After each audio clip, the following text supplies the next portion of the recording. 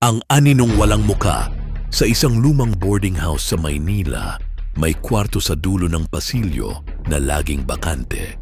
Kahit gaano kamura ang renta, walang nagtatagal doon. Sabi ng may-ari, kapag may nakita kang anino sa kwarto, huwag mong susundan ng tingin. Isang estudyante na si Paulo ang nagrenta roon dahil sa tipid. Tahimik ang lugar, malapit sa eskwelahan, at mukhang normal naman. Sa unang 2 gabi, maayos ang lahat.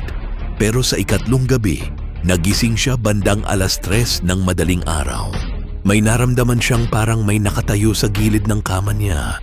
Hindi niya ito binuksan ng ilaw. Akala niya imahinasyon lang. Hanggang sa may gumalaw sa sulok ng kwarto. Isang itim na hugis tao. Walang detalye. Walang mukha.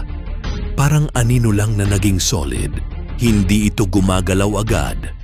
Nakatayo lang. Nakatingin sa kanya. Naramdaman ni Paulo na bumigat ang hangin sa kwarto. Dahan-dahan siyang nagtalukbong ng kumot. Pagtingin niya ulit, nasa dulo na ng kama ang anino. Mas malapit. Kinabukasan, tinanong niya ang ibang boarders. Tahimik sila. Isang matandang lalaki lang ang sumagot. May ganyan talaga diyan. Hindi siya tao. Hindi rin multo. Kapag napansin ka niya, hindi ka na niya iiwan. Tumawa si Paulo para hindi magpakita ng takot. Pero sumunod na gabi, lumala ang lahat. Kahit nakapatay ang ilaw, nakikita pa rin niya ito. Nasa loob ng aparador, nasa likod ng kurtina, nakatayo sa loob ng salamin. At hindi ito kumikilos hanggat hindi siya tumitingin. Pero kahit nakapikit siya, ramdam niya na nandyan pa rin.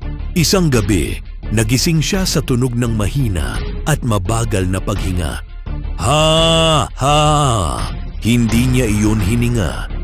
Dahan-dahan niyang iminulat ang mata. Nasa ibabaw na siya ng kisame, yung anino. Ngayon, bumababa na. Parang tumutulo mula sa kisame papunta sa kanya. Nagdasal si Paulo. Pero habang nagdasal siya, may bumulong sa tenga niya. Bakit ka natatakot? Matagal na kitang kasama. Biglang namatay ang ilaw sa buong boarding house. Pagbalik ng liwanag, wala na si Paulo sa kwarto. Pero may bagong bagay na nakatayo sa sulok ng dulo ng pasilyo. Isang bagong anino.